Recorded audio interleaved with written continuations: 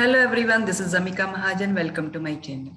This video is focused on another application of total internal reflection, that is optical fiber. Let's first understand what is optical fiber.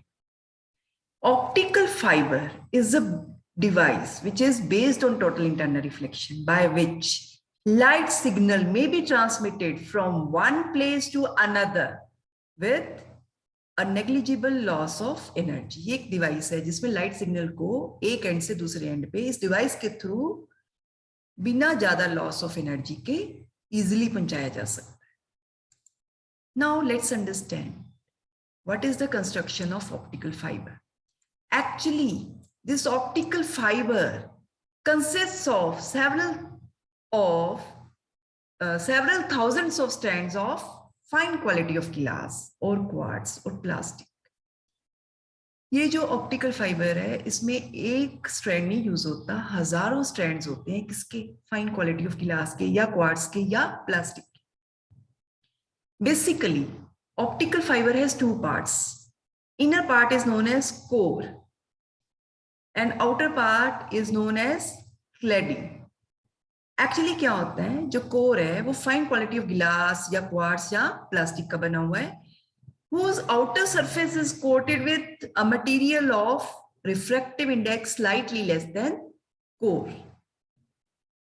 तो जो outer coating होती है उसी का नाम cladding रखा गया. So cladding is having low refractive index as compared to core.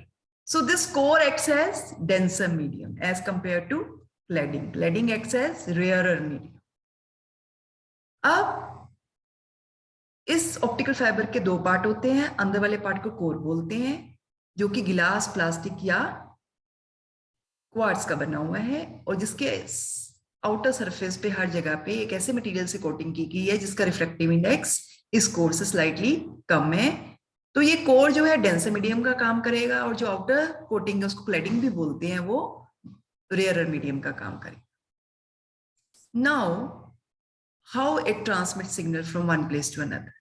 Let's try to understand working principle with the help of this diagram. The light ray when enters from air to glass fiber from one end, it gets refracted and falls at interface of core and cladding.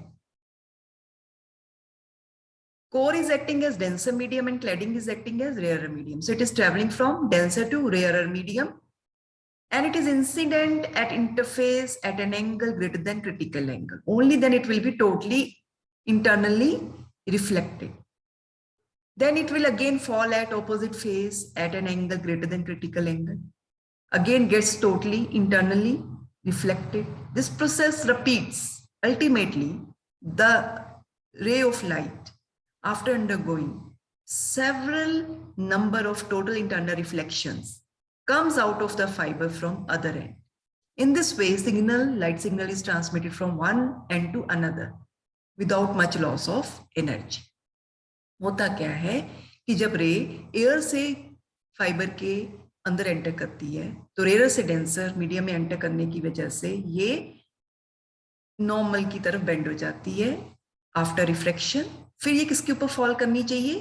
Core और cladding के interface पे. Core denser medium है, cladding rare medium है, तो ये denser से rare medium की तरफ जाएगी, लेकिन इसको क्रिटिकल एंगल से ज्यादा क्रिटिकल एंगल से ज्यादा एंगल पे फॉल करना पड़ेगा, तभी ये इंटरनली टोटली रिफ्लेक्ट होगी. तो बेसिकली ये तभी पॉसिबल है जब ये एयर से फाइबर में एंटर कर रही है तो एक पर्टिकुलर एंगल के ऊपर फॉल करे.